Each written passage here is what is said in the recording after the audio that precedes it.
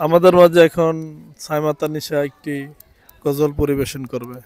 আসসালামু আলাইকুম, আমার নাম সাইমা। আমি একটি গজল বলবো। আমি এতিম হয়ে কাঁদি না কেন তোমরা বলতে পারো। আমি এতিম হয়ে কাঁদি না কেন তোমরা বলতে পারো। এতিম ছিলেন আমার নবী, এতিম আমিও।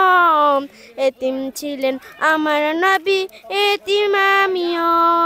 মা বাবা নেই আমার, নাই তো বাড়ি ঘর। আমার মতো কপাল পোড়া কে আছে এমন। মা বাবা নাই আমার, নাই তো বাড়ি ঘর।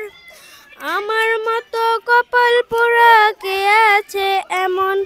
আমি এতিম হয়ে কাঁদি না কেন তোমরা বলতে পারো। আমি এতিম হয়ে কাঁদি না কেন তোমরা বলতে পারো। এতিম ছিলেন আমার নবী, এতিম আমিও। এতিম ছিলেন আমার নবী, এতিম আমিও। আসসালামু আলাইকুম।